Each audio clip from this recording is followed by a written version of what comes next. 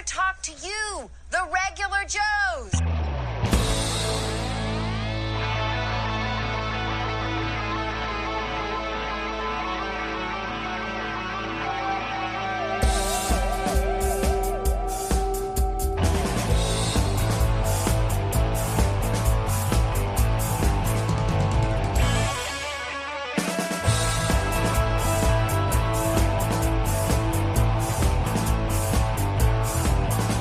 To movies and toys and TV shows, comics and collecting and superheroes. There's no end to the useless stuff they know. Don't call them geeks, they're just regular Joes.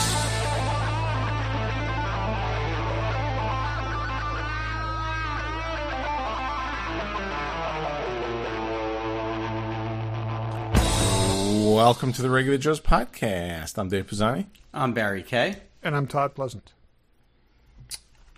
What's up, everybody? We're going to be a little all over the place today, but we're finally, because waiting on me, can talk about Godzilla Minus One. I just saw it, so sorry we took so long. We're going to talk a little bit about Dark Matter. If you're not watching Dark Matter, you should. If you're not caught up, there's going to be spoilers, so figure that out. Right, but just so you know, because we record this a few days early, the finale has not aired yet as of this recording. So we're talking about everything up to the episode prior to the finale. That is correct. Yep. That is correct. And then maybe some other stuff. But let's just go some random. Barry, what do you got? Spaceballs, the sequel, is in development. I don't understand why. I love Spaceballs. I truly love Spaceballs. But they're making it for Amazon, and Josh Gad and Mel Brooks are both producing, and Josh Gad is starring in it. As who? I don't know. They haven't said. I mean, he's obviously not going to be the same character as the same Lone Star, but maybe he's going to be the John Candy character. I mean, I don't know. So no one's left. So this is just really a. Well, I mean, Daphne Zuniga's still alive. Okay, that's true. Yeah. Bill Pullman or Bill the other Pullman guy? is still alive, but Still alive. But he's yeah. I mean, I've seen it once and I don't like it. So I maybe really they don't. will have Bill What? Pullman Is come this- back, and they'll totally do the. I mean, do a Mel rip Brooks on is Han in Solo his getting 90s. stabbed with a lightsaber. I think Mel Brooks is almost 100. Mel Brooks could potentially. I was talking about this with my kids because I'm shocked that you've only seen it once and didn't like it, Dave. I don't like it. I love it's just too Spaceballs. stupid. But hate we were Joan saying Rivers he in played it. yogurt in this one. What if he played baby yogurt in the I'm new sure one? they'll do something stupid like that. I mean, he's got, as long as he's physically capable, he's got to do something. So It's I really don't the know. only straight up Star Wars parody, right? People did rip-offs. Intentional one, yeah. No, but I'm saying people did rip-offs, but they never really did. Nobody else really. Yeah, I did mean, it's a Barry rip-off gave mostly. us a copy of a Star Wars parody. What was? That was a different thing altogether. Yeah. But yeah, I mean, it's mostly a parody on Star Wars, but there's also other things thrown in there like Planet of the Apes and Aliens and other references to other things. But well, I definitely don't think it needs to be made. I was disappointed with the History of the World Part 2 series that came out on Hulu. Yeah, right. So I'm just hoping that this is either don't do it, or if you're going to do it, I really hope it's at least watchable. I'm they're gonna making let you sequels. tell me on that whether I should spend the time. They're Because making I'm sequels to dubious. everything. Everything's getting a sequel now. Like things, not even sci-fi things, but There needs to be like a term for nostalgia sequels, okay? Because that's purely what drives these things, and that's what it is. So People don't want untried things.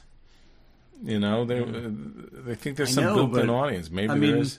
the formula and the format of Spaceballs could still work and just make fun of newer movies in that genre, like they the way Mel absolutely Brooks could. movies And again, like I do. said, you bring Bill Pullman back and you stab him with a lightsaber and have him fall off something and then fall off something else and fall off something else. And, Yeah, I mean, they could make it funny. It's just a question of will they? And I don't know. There's a whole list of writers that are working on it that worked on things like the Teenage Mutant Ninja Turtle, Mutant Mayhem, and Pokemon Detective Pikachu. I don't know if that's the right... is a big Star Wars fan. He is so a at big least Star you got Wars someone who seems to be, maybe bring a little sort of knowledge to it. I hope. So, I mean, I don't think we'll see it anytime in the next... I'm guessing, they haven't announced, but I'm guessing 2026. No, I mean, it's not a 2025 thing, probably, so we'll see. I'm sure. Todd, what do you got? Okay. Quickly, Andy Serkis, who played Alfred in The Batman, says they'll be starting production early 2025. Nobody else says definitively when, but that's what he says. So, and apparently part of what the conflict is because it was delayed, there's like schedule issues. So, that's what they're saying. Also in DC news, DC is supposedly developing a Human Target TV series for HBO Max, which will be the so Human Target is about a character named Christopher Chance, who's kind of a bodyguard, body double guy who, like, if someone's after you, he substitutes himself for you. And didn't they make that already? So they made a TV series that Mark Valley was in that lasted 2 seasons. They made a TV movie that Rick Springfield was in. That's the good one. Yeah, I'm sure that's the good one. Way back. And he impersonated Oliver Queen. Christopher Chance character impersonated Oliver Queen in an episode of Arrow. So there actually been 3 incarnations of this character on TV previously. The one good thing with this, I have always liked this character. He's very interesting. He's never gotten a lot of play, but there's been some good miniseries. Supposedly it's under it's being written by Tom King, who's written some of the best Batman stuff recently, and so we shall see. But in an unrelated note, there was a character named Jonathan Chance in the Kilroy Was Here concept album by Styx. Tommy Shaw played him in the movie. That is about as unrelated as you can possibly get. That is completely unrelated. Yeah. I know, but I hear Christopher Chance. It made me think of Jonathan Chance. So, okay, my nerd music trivia runs deep. It does. I got a music question for you at some point. Maybe I don't know when I'll ask you for it. A quick one. Resident Alien is coming back for season 4, which I didn't think it was, and it's moving to USA. Oh, interesting. Which is interesting, from Sci-Fi. I gotta say, I watched like the first 2 episodes of this season, and it felt like it was the same thing over and over. I didn't jump back into it. I finished the season and I loved it. Okay, I'm about to finish the 3rd season, and at the point that the girlfriend comes in, it gets hilarious, and so the first couple of episodes were not great. I think I felt the same thing in the first couple episodes. Like, yeah, we've seen this before, but there's some really, really funny stuff in this. I mean, I literally laugh out loud funny stuff in that season. Oh my God, yes, yeah. I'll pick it up again because I watched it I'm like, I feel like they're just doing the exact same thing they did all of last season. So, all right, maybe I'll pick it back up again. Barry, you got anything else? What else you got? Yeah, so I guess Alonso Rispalcio, who's directing the last 3 episodes of season 2 of Andor, said some stuff he shouldn't have said. So there's a leak out there now, but apparently Ben Mendelsohn's coming back as Director Krennic in Andor season 2. So I'm excited about that. And he said maybe other Rogue One characters might show up as well. So we talked about it a couple weeks ago. They announced sort of the story arcs and when they take place. So the last 3 episodes are right up against Rogue One. So it makes sense that some of those characters would show up. Barry, we got anything else? Yeah, one other quick thing. I know we talked about the Mission Impossible 8 thing with the submarine a couple weeks ago, but I saw an article this week. They're saying that Episode 8, or Mission Impossible 8, or whatever the hell they're calling it, is going to have a budget of over $300 million. And that it's got to make $600 million to break even because of all of the marketing, everything. Part 1 made $567 million worldwide. So I don't know what they're doing. I mean, I love the series and I can't wait to see how they wrap it up. But $300 million budget. They're letting Tom Cruise do whatever he wants. I guess there's secondary stuff. Yeah, I mean, they'll make other money other than just worldwide box office. But that dopey Inside Out 2 is made $700 million. Like, this is what people are going to see. But there's nothing to take your kids to. This is not a kids movie. But that's the problem. All of the box office right now is only kids movies. Well, and Deadpool. We all know Deadpool is going to make a lot of money. Well, okay, but I'm just saying, anything, if you look through, it's only been kids movies that have done any kind of box office. But you would think after the performance of Dead Reckoning Part 1 that they might have scaled it back a little bit. Okay, Instead So they're you don't going... tell Let me Tom ask Cruise you you're this. scaling back. what's the thing. What's Deadpool Wolverine going to make? It'll Opening make a weekend? billion. Oh, $1 billion? I think it'll make $1 billion worldwide. That'd be monstrous if it did. I hope think it it's did. gonna do I less could than see we it doing think. it. I really What'd do. you say? I think it's going to do less than we think.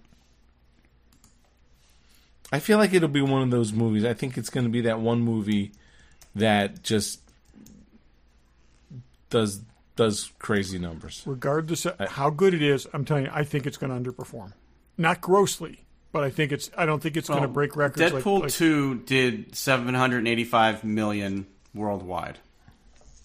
I'm curious. I bet opening weekend.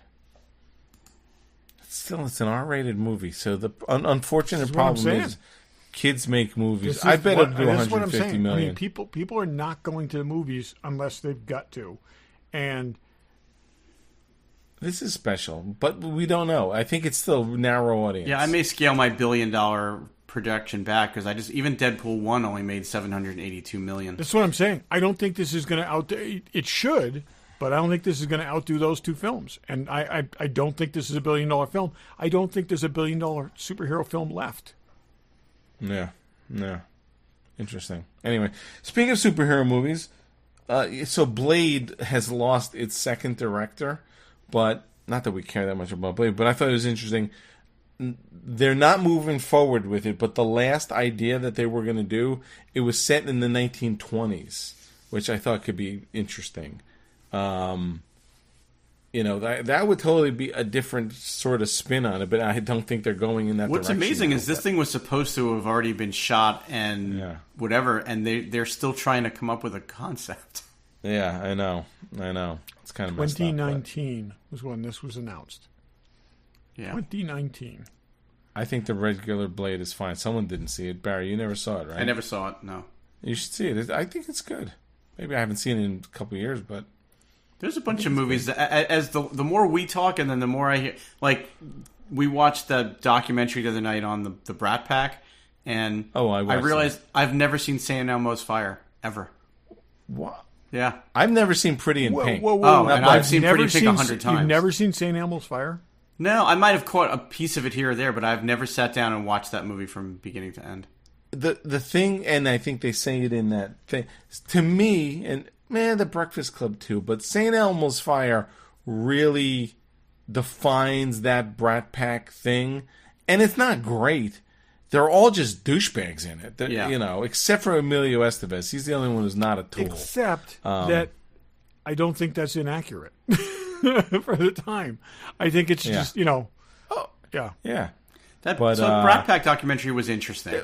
It was good. Yeah. I liked it. I mean, I've sort of... I never really thought about it, and I didn't realize how much that article affected all of their careers negatively. Like, it really hurt them. You know what I thought, again, we're on a tangent, but that's fine. You know what I thought was interesting? Andrew McCarthy obviously took that really, really personally, and it took it hard. The people who let it roll off their backs had better careers. Much better careers, yeah. Demi Moore didn't let it affect her that much. Great career. Even Tom Cruise obviously didn't. He was on the edge. He was on the outside of it, but the other guy, Rob Lowe. Yeah. Rob Lowe's had a pretty solid career. Maybe not Demi Moore. Personal issues notwithstanding. Right. Yes. It even didn't let that derail his career. Yeah. Yeah, but he was on the West Wing. He's always had a pretty good, and he didn't let it get to him. Andrew McCarthy, you almost never saw him after Weekend at Bernie's, which was sheer luck. But yeah, I found it amazing that most of those people, unless that Brat Pack, which is pretty much that St. Elmo's Fire crew, he hasn't spoken to in 30 years. Like, seriously? How is that even possible? Well, and it seemed like they all hadn't spoken to each other. So, I don't know. Worth watching if anybody's interested or lived through that era. Me and Pam watched that. It's worth watching. You know what else is worth watching? I don't know. Fanboy Collectibles website. Check them out. Hot Toys Destroyer droids. The Droid Deca. You need like 6 of those, I feel. It looks really awesome. It's big. It's really big. Yeah, it's cool. Okay. So I did not know Godzilla Minus... that's how that was spelled. Okay. Because the trade guys, when they say it, I always assume there was an R on the end of it. Yeah. I thought it was some racist spin they put on it. And it was like, I thought there was an R on the end of that. So I learned something. Sorry, continue. Gentle Giant Godzilla. We're talking about Godzilla Minus One soon. Yep. Bust, which is cool. And he's on a little flame, which is nice. I like that he's on the flame base. That's really cool. Yeah, I like that too. Sideshow Deathstroke Premium Format. Another giant thing. If you're into Deathstroke, which a lot of people are, that's a cool thing. But they got everything. Hot Toys and Sideshow and Kotobukias and Pops and everything you need. The Succubus Premium Format statue is really interesting. I did see that. That is interesting. That is quite the interesting figure. That was on their Instagram too. But check them out, fanboycollectibles.com. Check them out at their store in Newtown, Connecticut. Tell them the regular Joe sent you. Okay, Todd went to a Dallas G.I. Joe show this weekend, I guess called Joe Fest, right? I went to the Dallas-Fort Worth G.I. Joe and action figure show. And so Daryl and I went. We were presenters. We did a presentation, our updated version of a presentation we did at JoeCon several years ago. And that highlighted some never-produced designs and some prototypes from the Adventure Team era, which was really cool. And one of the things that kind of went along with this is Greg Brown from Cotswold Collectibles announced that he's going to produce some of those vehicles. And we saw the prototypes, and it's just very, very cool. This was a really impressive show. I mean, I didn't really know what I was getting into going, and they had over 50 dealers. It was a pretty big show floor. A lot of, and again, as this is action figures, so there was a good amount of 12-inch Joe, more 3 3/4-inch Joe, and then a lot of other action figures of different types. But some cool dealers from that part of the country that I've never seen before. There was one guy that Daryl and I kept going back and looking at his stuff, who had like a wall of drawers with everything you can possibly imagine. He had a Stoney Smith drawer. Okay, he had every random piece from Captain Action, from Johnny Hero, from all these kind of things, and it was really amazing what the guy had, and again some really good dealers and some really good displays. This is the 60th anniversary of G.I. Joe, and Greg Brown went all out getting panels together from this. There was a panel, a Real American Hero panel, with 9 people that worked on production of that on stage at one point. And it was pretty amazing. Larry Hama was there. Kurt Groen was there talking about the classic collection development and his time on that. Steve Stovall did a presentation on Super Joe, which was terrific. I got to see. There was also a 3D printing forum that Sean Huckster took part in. That was really, really interesting and informative. We were heavy into Adventure Team and stuff like this years ago. We spent a lot of time looking for little hard-to-find parts. And the cool thing is they're just printing those now. Like the connectors between the mobile support vehicle parts and all that kind of stuff. Now they just print them. And that was really cool. And again, it was a good show. And like I said, I give Greg tremendous credit for bringing all those people together. Again, nobody else is really acknowledging the 60th anniversary of G.I. Joe. Oh, Larry Selman was there too. It was interesting catching up with him. Just a great show. But the panels were JoeCon level and above at some points. So that sounds great. Yeah, I mean, I was getting texts from a few people like, "How come you're not here?" So. Yeah, we saw our buddy Steve Stovall, we saw Jim Bush, the Beckmans, obviously Sean was there, and just it was, the closest thing I think that it's possible to having a JoeCon at this point, because again there was no Hasbro support for this, there was no licensing tie-in or anything like that, but. Doesn't seem like there's much Hasbro support to celebrate the 60th anniversary anyway. So. It does not. again, really well done, and I give him a lot of credit and thank him for making the effort. So, and if you get a chance in the future to check out one of these shows, because this is an annual thing, he puts on a good show. So, did they say whether they're going to put those panels up on YouTube or anything?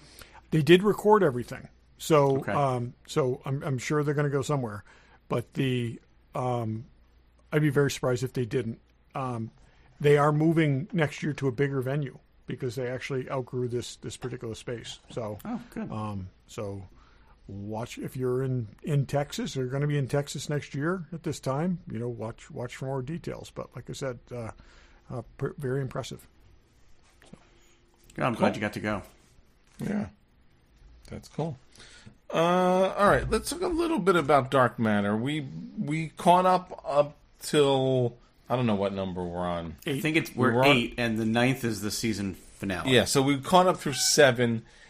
Spoilers, obviously, and in 7 we saw another Jason. We called Jason 3. So let's come in. Okay, if we just agree on language here. Jason Prime is the original Jason. Okay, The original Jason was married to the original Jason 2 is evil Jason. Yes, And then and then we saw Jason 3, and he was doing the exact same thing, trying to buy a gun in the gun store. And then we were like, okay, that sort of makes sense. All these people are almost living a parallel life, a parallel situation, and they're coming into the, I guess, wrong universe. Yeah. Now, so the question to me is that was say your question and then I'll because I asked that that last was the time wrong and universe. I'm confused now. That's why I wanted to talk about this. So when we saw Jason 3, my feeling was Jason 3 is went through the exact same situation, is searching for his universe, but the universe that we saw him in was not his. Did we all think that was the... Well, I think it's not his. Here's the thing, okay? Prime Jason, who we've been following down the line, or I think I consider Nose Scar Jason. Okay? Nose Scar, and I wish that scar was a little more prominent. Because I can't tell who's who. But Nose Scar Jason is who we've been following since the beginning. Okay, we know he's Jason Prime. We don't know 100% that this is his world. This is the closest thing he's found to his world. But I think we're meant to assume it is because I think so too, because we've been following that world because I know that's what I'm saying is like Jennifer Connelly is been the consistent in that world, right? So I do think that's the case, but I'm saying those other worlds have to be extremely close to this. Yeah, those circumstances. I'm sorry. I will say this. I thought that up until episode 8, I thought they were doing a really good job of riding the line of very complicated time travel stuff, but keeping it easy to understand and relatable. And episode 8, it completely went off I don't know what the hell I'm looking at. Okay, so this is the thing. Okay, now when we first talked about the show, and I explained a little bit about it without trying not to spoil it. Dave, you said I think we've seen all this before. Okay, and I was really trying not to say no, we haven't, because this is the part that we haven't. Okay, yeah, and I'm still not going to tell you what I think is going to happen in the next episode because it's kind of back on the point where it's following the book somewhat closely. Okay, all right. So all right, this fair is enough.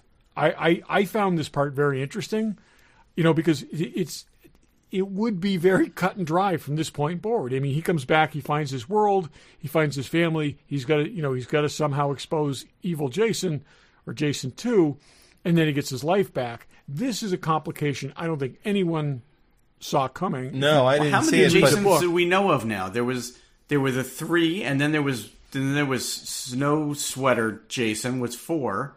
Well, see, that's my problem. And Sorry then to I interrupt. think So there was a there are- 5th. I at thought this point, we know Snow of- Sweater was the regular Jason. Okay, gun store Jason got killed in the alley.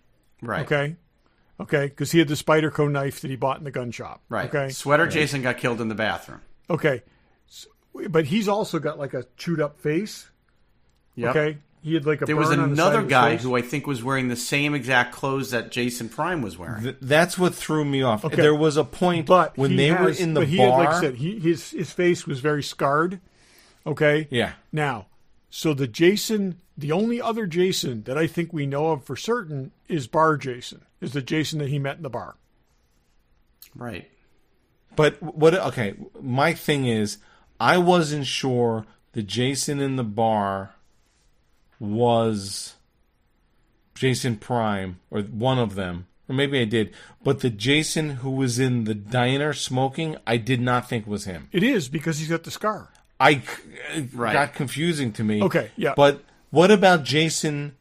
But by the way, if I could just, if you need to get yourself arrested because you think that's the only, is smoking a cigar in a diner the approach you would take to get yourself arrested? It is. Because Okay? it's not really Because anything that's going to get you in real trouble. It is just it's a public nuisance thing.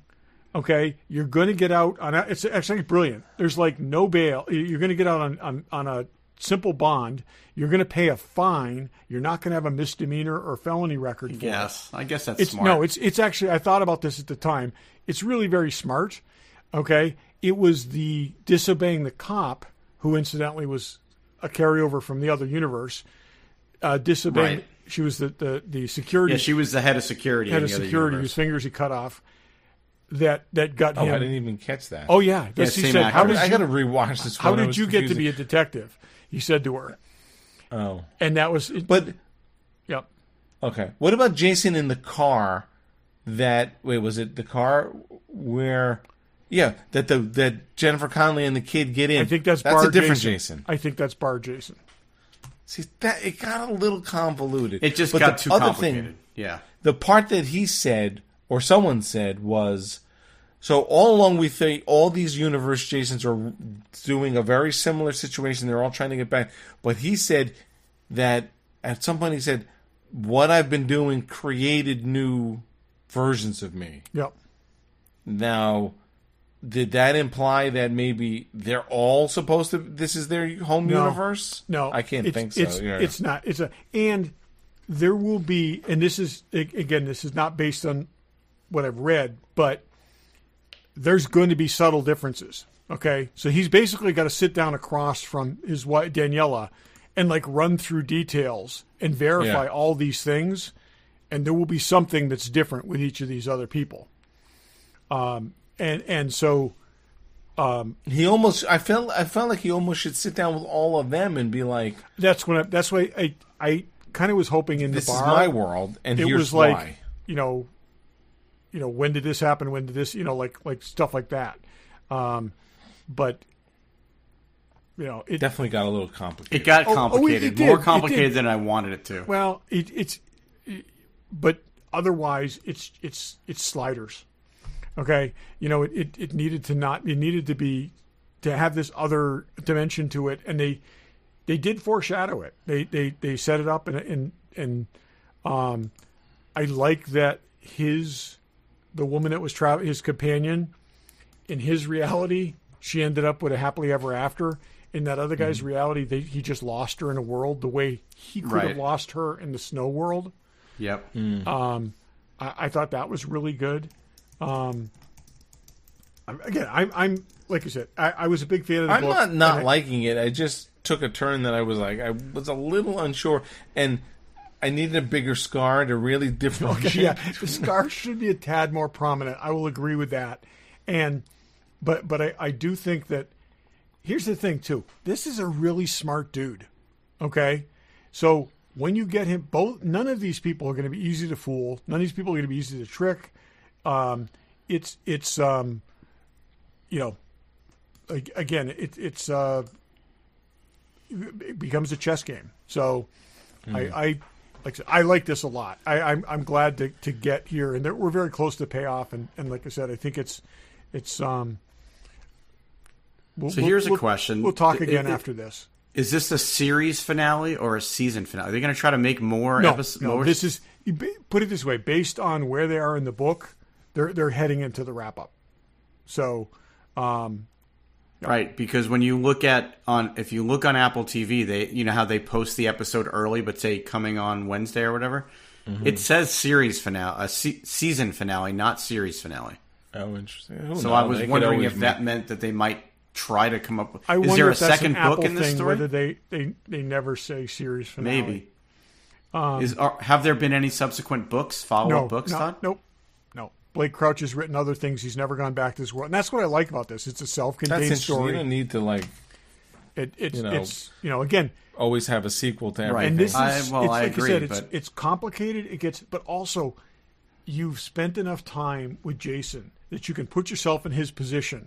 Okay, this is like the worst possible thing that could happen. He's in the end zone here, and all of a sudden he's being blocked by himself from numerous directions. Okay. Right, and you've got other Jasons that want to kill him to take his wife. Or And now she's just aware. Even benign Jasons who just think they're where they're supposed to be. Right. Yeah, that's interesting how but some now are she's killers aware, and some though, aren't. and she, so none of them are ever going to be suitable replacements. Like she wants a real And husband. I think this is I think, like I said, they've got to, and I think he established, she has doubts. You can see that. Okay. So there's some ground to cover still, but again, I think it's a great story. It was a great story when I read it, and I think they did a really good job at adapting it, and I hope they follow through to the end, and there's another twist coming. So, it's I think it's good. Okay, They've done a good job. We'll talk about it next week. Yeah. Well, and just as a quick aside, you say that not everything needs a sequel. I literally just read today they're making Freaky Friday 2 with Jamie Lee Curtis and Lindsay Lohan. So they're making sequels to everything. Okay. We're not talking about Citizen Kane here. Okay. No, I get I don't that. care about but- the first one, and I don't care about this one. I don't get, Spaceballs 2, okay, Freaky Friday, and Lindsay Lohan, you're putting her back in a movie? I don't know. Yeah. Again, I think we'll see that next year. I think They remade Mean Girls. And that's not even that old. I guess. Whatever. Anyway. All right. Godzilla Minus One. I finally saw it. And? I enjoyed it. It's funny because I wasn't. We did start watching it with dubbed version, and I'm like, no, we can't do that. So I went back to the subtitles one. I gotta say, of all the Godzilla movies, it's one with the most complete non-Godzilla story. Although I guess everything's a Godzilla, and as opposed to just sort of random stuff. It's impressive for what they did for $10 million. It's super impressive. The way I've been describing this since December, when I've been trying to get people to watch, is it's the first Godzilla movie I've seen where you remember the people and not just the monster. And they created memorable characters and got you to, feel for these characters, and in a way that you don't in Godzilla movies.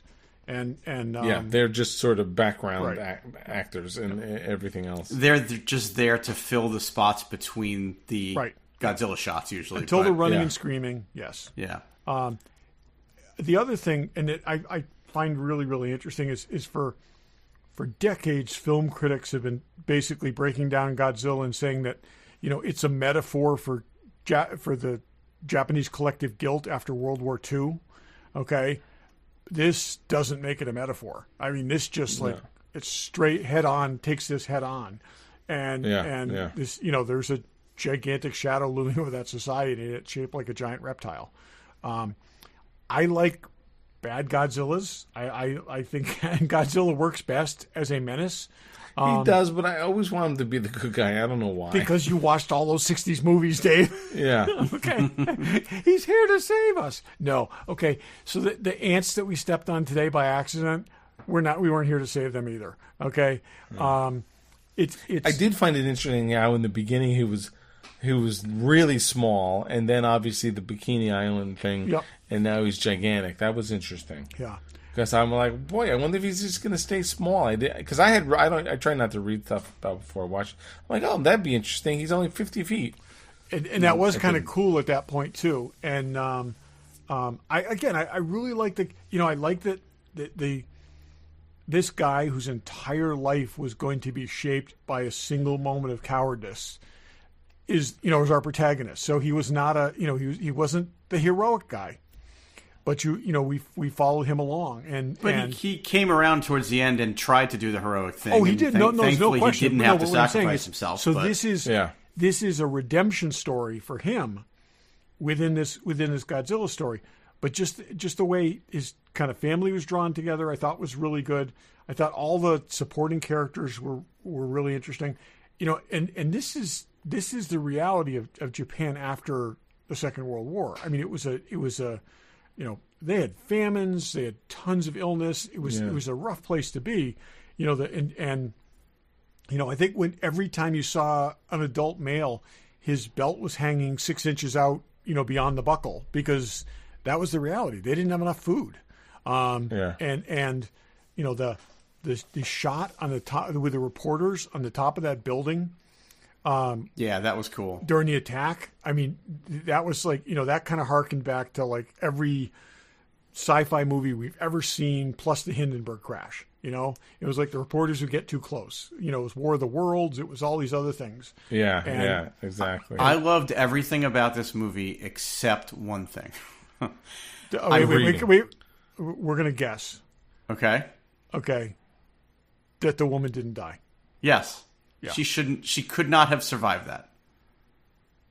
I mean, they panned to that street she was on, and there was nothing there.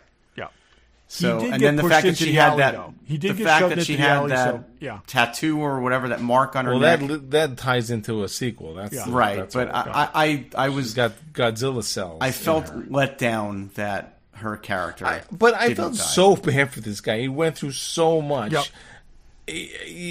This wasn't like a happy ending. It was like he got a little something out of life. It was also weird, though, that when they realized that she was there, he got all emotional. The little girl didn't go running up to mommy or anything. She just stood there. I was like... She's 3 years old. I know, but to me, that felt like, oh, we've got to do something at the end of this to set up a sequel, and this movie didn't need that. Although I feel like this guy, that was the one thing he got where he felt good about him something, and everything else was just miserable. He deserves some measure of a happy ending. I love that plane thing. It was great. And it was like it's again, this is it's just such a good movie, and it's like and I know saw that the. Okay, go ahead. Sorry, Barry. I was just gonna say I know that. From what I've read, within Japan, they were able to do the special effects for a lot less money than it would have cost, which is why they were able to do it for such a low budget. But, I mean, even if you told me that was a $50 million budget, which is... So they were throwing around $15 million for a long time, and the director publicly said, I wished I'd had $15 million. Right. When you think about... It was 10. I thought it was 10. Somewhere between 10 and 15 million. It is more than 10, less than 15. But he said, I wished I'd had 15 million. A movie that looked like that? It's amazing. That's amazing. It's really amazing. Yeah. It also tells you that we're doing something wrong in Hollywood. If you can make that movie for $20 million even. But this is like basically the history of foreign film.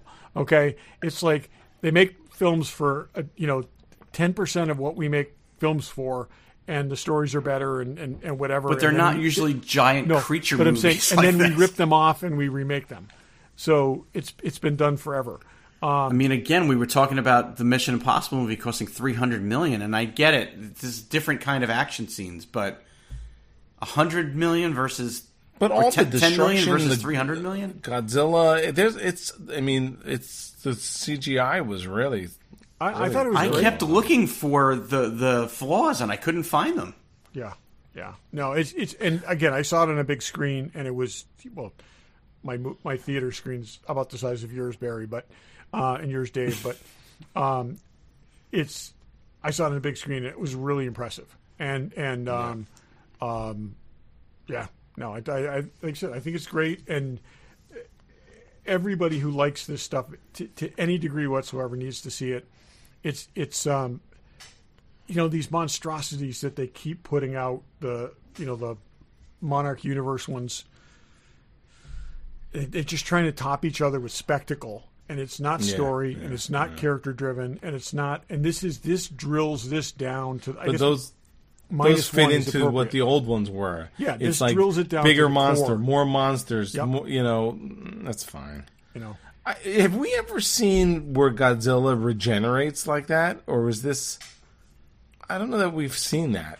I don't think we necessarily have quite like this either, but Godzilla's done a lot of magical things over the years. So Yeah. I would was interesting. definitely like to see another one of these. I wouldn't mind it, them moving forward 5 or 10 years or something like that, and revisiting it and I just feel like if they're going to do a sequel, it didn't necessarily need to follow these same three. The husband and I don't wife, think so either. I think I think you can make you can move ahead a few years and make a sequel in this universe. And no, I'm agreeing with you. I'm just saying for the fact that they had her live and they showed that mark on her neck implies that that's a way to move the story forward. But I don't need to. They don't need to be in that next story. Yeah, well, wasn't Mark was reading about what that is? That how they invented or Mechagodzilla from the cells or something? I don't really remember. There's something to do with she had Godzilla. I mean, the most recent Mechagodzilla was basically a mech constructed over the skeleton of the Godzilla. Oh yeah, that was creepy. And then it came alive. And the eyes started glowing a different color. Yeah, so. Cool figure though. Well, it's worth seeing. Definitely go check it out. Definitely. And I hate to read, but I watch it with the subtitles, and it's watchable that way. So. It is. It's not. It's there's only a few things that the pace is really fast. There's a few arguments where the pace is fast. Yeah. It wasn't. Yeah. Like when I watched Shogun, I had a hard time keeping up. This was sort of dialogue was a little easier to follow. Fun in my memory, I do not remember reading stuff because the story came across and enough, that's right. exactly as opposed to too much right. And that's dialogue. when something is subtitled well and a story is well told. When you walk out of there, you remember it in your head, but you don't necessarily remember the some things are just too heavy. I always enjoy Godzilla movies, but I loved this movie like way more than I've loved a Godzilla or a King Kong movie in a long time. Yeah, really good. I've rewatched it already, and like I said, I really like it, and it's nice not having to read the words, but it's just a great story, visually done really well, and again, like I said, it's these are characters I'm going to remember, which is just not the case in a monster film. So the early scenes on the island there with the. The whole with the smaller Godzilla, I thought that was great. I thought, as you said, having it start small, and be a menace that seems like it's something you could actually fight, versus it becoming this huge unstoppable thing that you have to pull battleships out of decommissioning to go after. It's just like thinking about this. The sea battle to try to take this thing out, versus the Godzilla versus Kong thing where they're leaping from aircraft carrier to aircraft carrier during the fight. It's like it's because those movies are all about spectacle, and this movie was actually about story.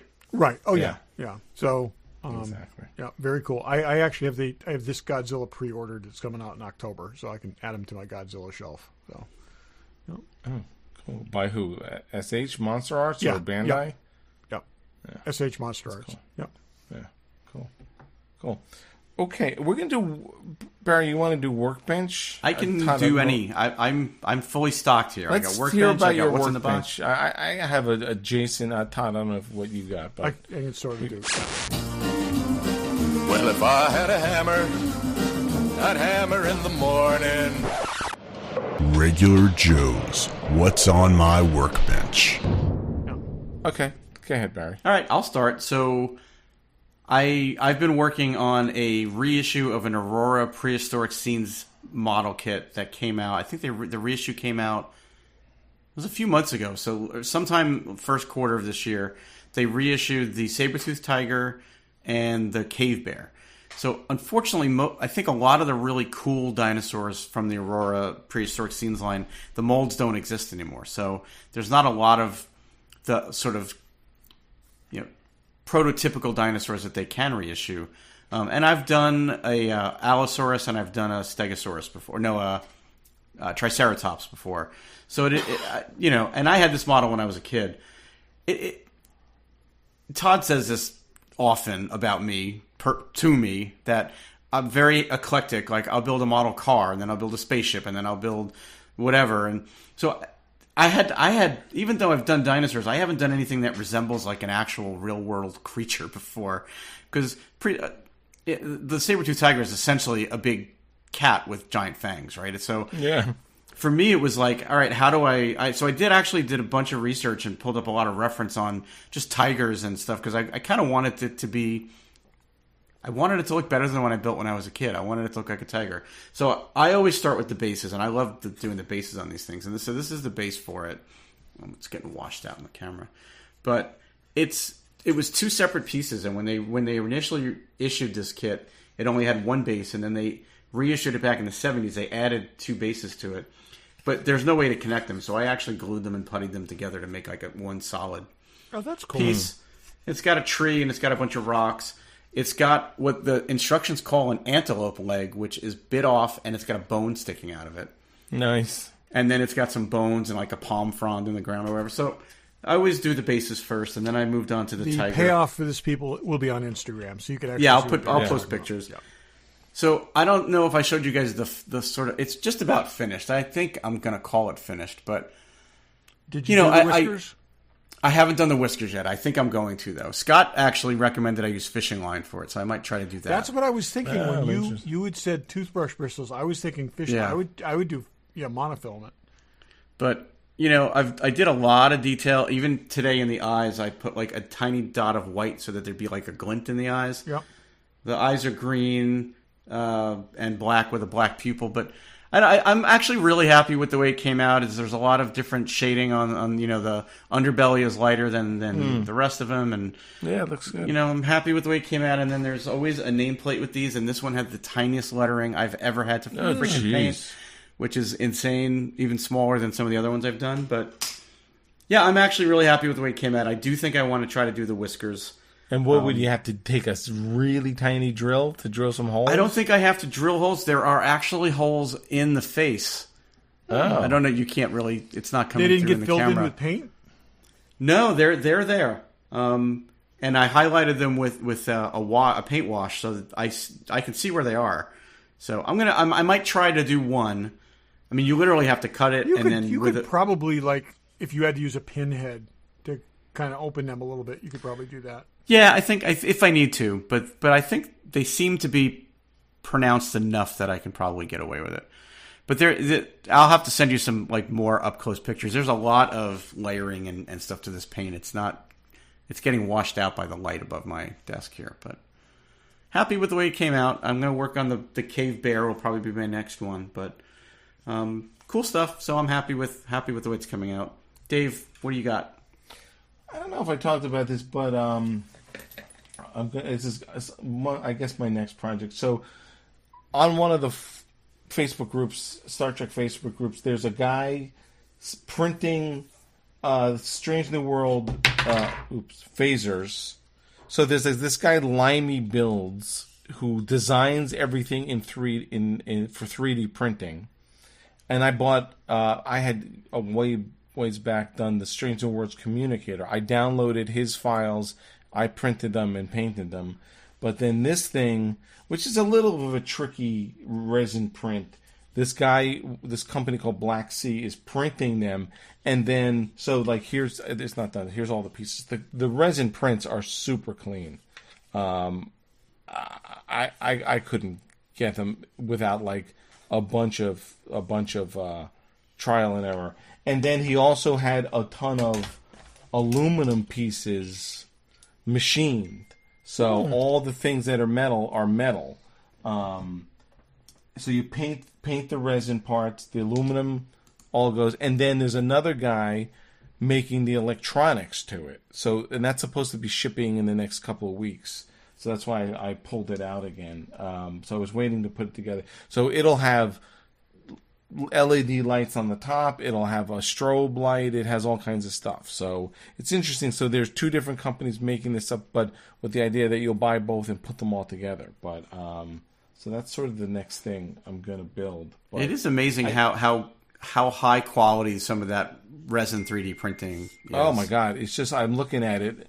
There's no way I was printing, and you got to really dial in your 3D printer. It's not like the monofilament printers are, they work. There's not a lot of tweaking, bed height, but this is exposure and all kinds of, and then curing the right way. I just saw today. There's a guy announced that he's selling the files for a 1/24 scale X-wing, and just to buy his files is $50. But I don't have a high quality enough printer. I don't have a printer at all, but I don't even know anybody with a high enough quality printer to print those parts for me to even build the thing. Yeah, you do. Well, I do know one person. He's got all those printers. Yeah, I know. But it's not. It's funny. And my printer I got it really inexpensively, but it's pretty good. It's more really about getting the exposure right and the layer heights, and there's a lot of math to that. That these are really nicely done. And then the curing. Curing's a pain. I don't really do much resin printing because it's a pain in the ass. There's a lot of steps to it. So yeah, I'm looking forward to seeing how that comes out. I almost bought that kit, and then I, at the last minute, decided not to. Yeah, the machined aluminum stuff is really nice. I mean, there's like this cool. is the nozzle and stuff. It's got all the little serrations and stuff. So anyway, that's that hopefully is the next thing. Todd, what about you? So on my workbench, really my desk or my secondary, my spillover desk, I have a scanner, and I'm in the process of scanning all of our comics that we produced between us. Which would be the rest of the Adventure Team Chronicles, all the club comics that Barry and I did for the Adventure Team sets, and I am scaling. I'm redoing the Aesop pages because the ones that we posted on the website previously was a different era, and the images were much too small. So I'm going a lot closer to the image size that we printed them, and so I'm going to try to do put all these out by. I just had a setback, but I'm going to try to put all these out by the end of July, and I have all the club comics scanned. I've just got to do some formatting and figure out what the best size to put those on is. But it's been a long time. You've now said it publicly, so now you're committed. I know I'm committed. It's been a long time coming, and it's kind of gnaws at me. But I'm probably. I think I rolled over being halfway there. And I talked to someone this weekend who's going to get me some additional files I've been waiting for. So it should be good. We'll have those on our website. Complete at some point. Online archive, and then of our projects, and then we can work on adding in some other things. I think I'd like to get your old articles up there too, Barry. So yeah, I've got all that stuff scanned. So yep. So that's what I'm working on the workbench. Yep. I need more projects. I feel like I've been doing a lot of house stuff. I rebuilt my pergola, which is a whole thing. Yeah, I've been doing house stuff too. Yeah, so I haven't had much time to do much here. But anyway, so that's what's on the workbench. So next week, we'll maybe talk about the Acolyte again. We avoided it this week, not for any reason. We'll definitely wrap up Dark Matter. There's other stuff starting. I'm 2 episodes into The Boys. Yeah, I'm 1 episode into The Boys so far. I have not started. What else? I didn't even realize it had started until somebody mentioned it. And I was like, oh, wait a minute. Yeah. You know what else started season 2? King of Collectibles. A friend of mine texted me over the weekend and mentioned it to me. He said there was a Rush reference in there. So. Oh, there was. I think they have his drum set or something. Yeah, my response was Rush makes everything better. But that's something we should watch. I mean, I've watched like 5 episodes, but the stuff they sell, we think what we're into. There's trading cards are nuts. That's all I'll say. Yeah. So we'll talk about that. Maybe watch a couple episodes of that. And that's it. All right, that's a show. That's a show. Last thoughts. Thanks for listening. When you tell me you have last thoughts before we wrap up. Acknowledge who the passing died? of Donald Sutherland. Oh, yeah, that's true. He did. Amazing career. Was in a ton of different things. Hit every genre there was. Because he's like a henchman in one of the early episodes of the Avengers in the 1960s. He's been in everything right down the line. He shows up everywhere. Yeah, he's good. Yeah, and just always one good. of those, just great performers that made everything better. But he had a good long life. So yeah, 88, not bad. Nope. So not bad. So that's my last thought. Good last thought. And thanks for listening. Thanks for listening. Thanks for listening.